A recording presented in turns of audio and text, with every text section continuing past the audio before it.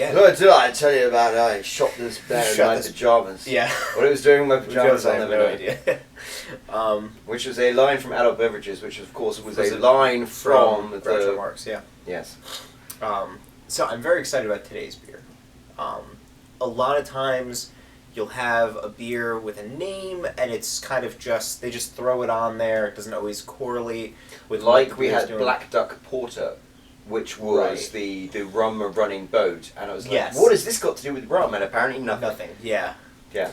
So this one, however, it does have to do with the name. So, continuing in our Pilsner. I'm liking this. I'm really enjoying this. Yeah.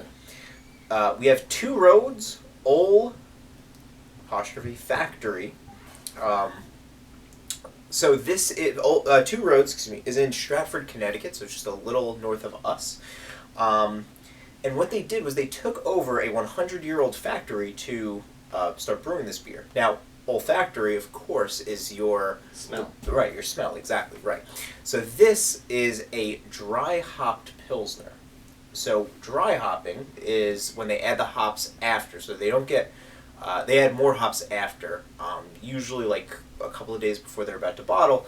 So they're not getting brewed, they're not getting boiled, and you're not getting any of the oil. So there's no extra taste from the hops. It's strictly the smell of the hops. So it creates a more aromatic smell, and then... I'm really interested to try this because one of the things, normally if I see something like that says like super hoppy, I'm like, uh-oh. Exactly. So, totally. Well, that was weird. And interestingly, it's funny, some of the, because like pale ales are very hoppy. Right. Whereas lagers and pilsners generally aren't. I mean, this has got a lovely head. It's kind of, it's a bit hazy. I wonder if that's because it's unfiltered and because they add the hops after the... I wonder. I wasn't thrilled when I first read about the whole dry hopping thing. I'm like, I don't know. Like, I don't know if I want extra hops. And then I was like, well, you know what? It's actually not adding any taste to it. It's just the smell. So it does have a much pineier smell. Yeah, but it's not offensive. It's not right. I would say it's not smacking you in the face. Because even the other day with some of the IPAs we had were just like...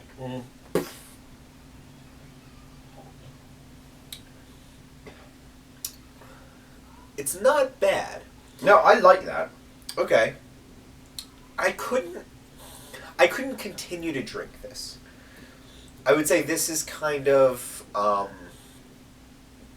it's fair. It's like a 3. Oh, now what do you think? So the last video we did was the Shiner Lemon Drop Pills. Which do you prefer? Easily the Shiner. Interesting, because I much prefer this. I knew you were going to say that. You had a much more pleasant reaction than I did to this. Yeah, but I mean, this is interesting because to me, it's not my favorite type of Pilsner because it's a little less sweet than I like my Pilsner to be. But at the same time, I think it's very drinkable. It doesn't have a huge density of flavors. Whereas the Lemon Drop, there was just something in it that I was like, I didn't quite. Yeah, I don't know.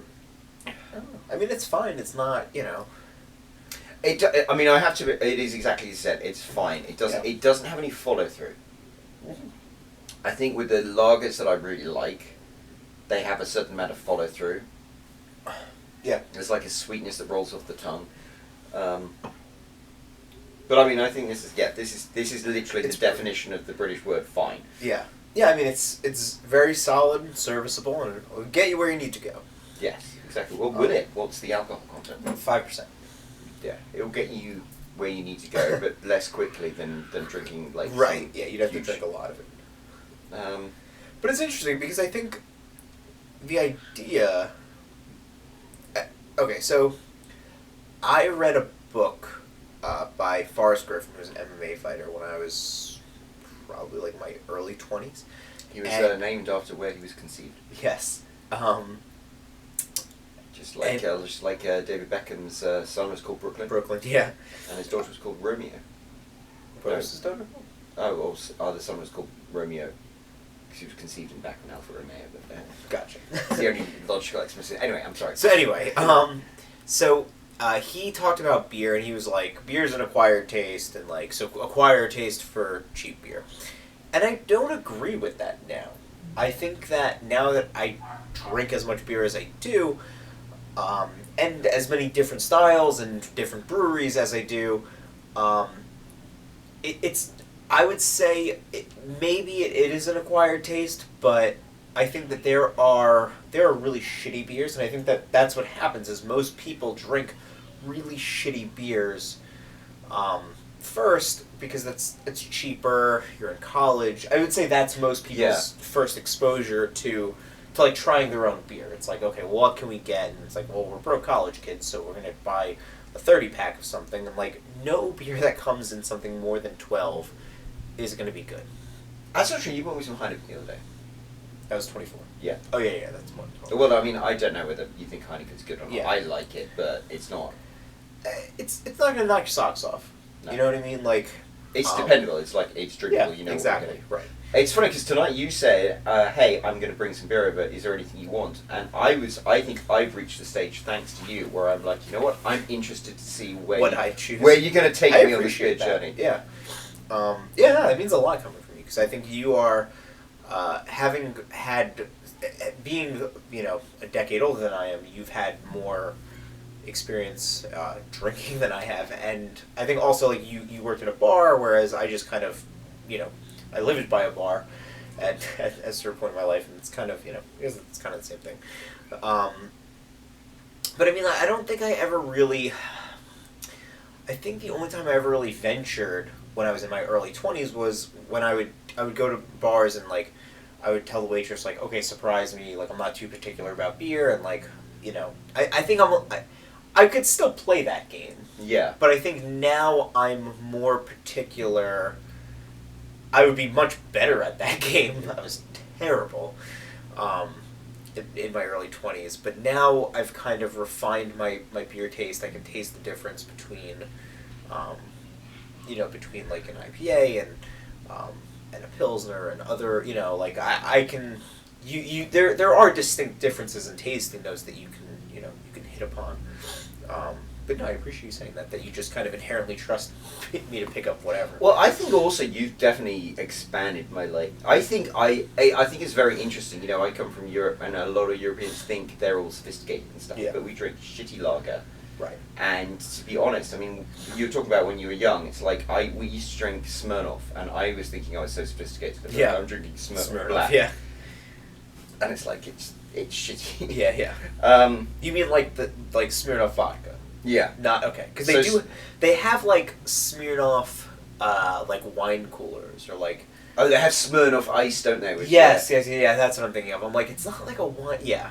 No, because I used to read all the James Bond books, and of course James Bond. What people don't realise is actually Ian Fleming, whose best friend was Noel Coward. Noel Coward said he didn't know Bollinger from Bathwater.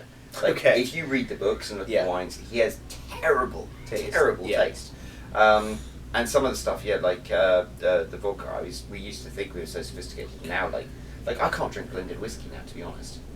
Blended Scotch whiskey is and that is 100% down to you.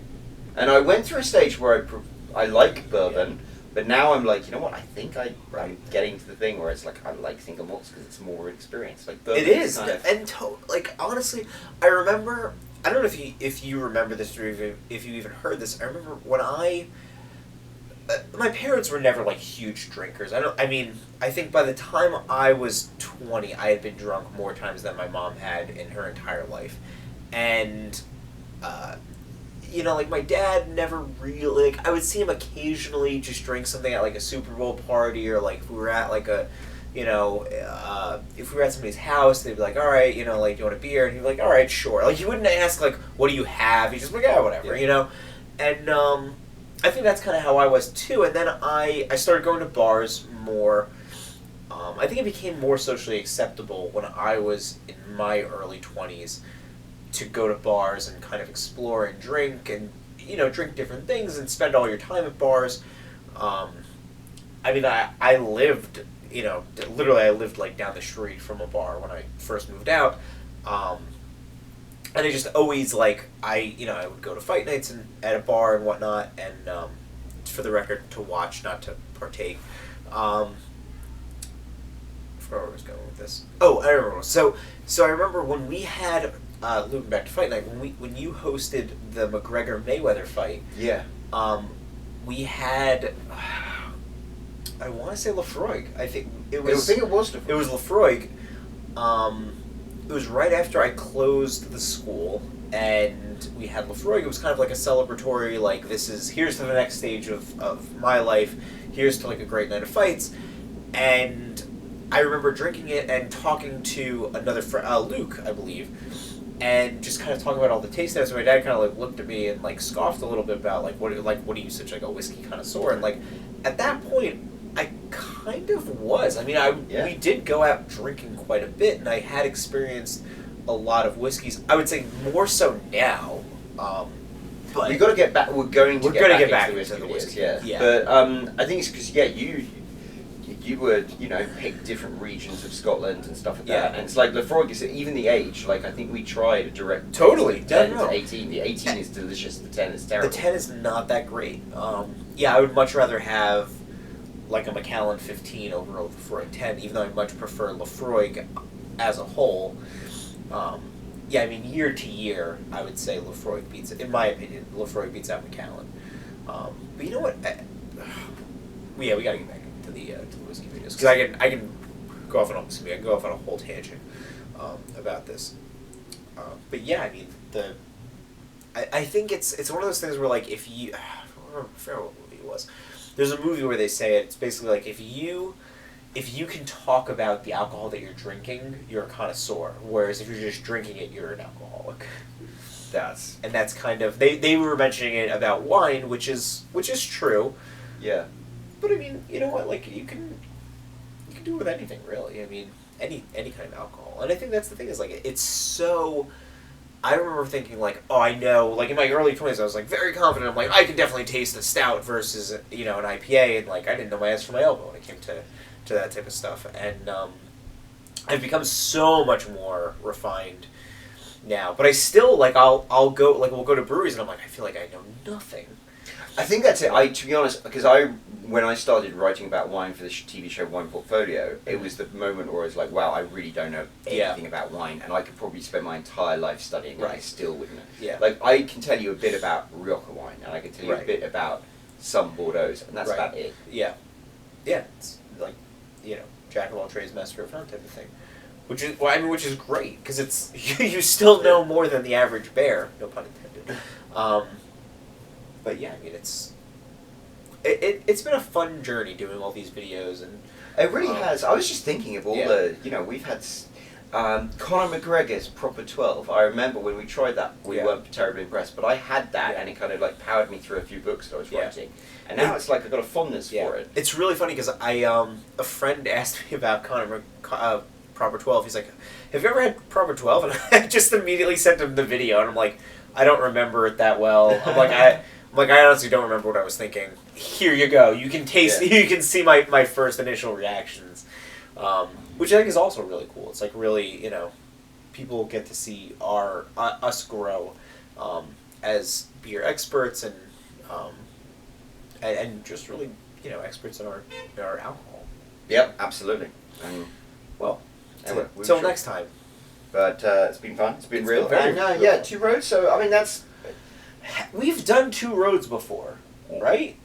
Have we? This is like, we did another beer recently that like, it was 21st Amendment. 21st Amendment's like a beer that we always pass by. Yeah. In the liquor store, we're always like, oh yeah, 21st Amendment.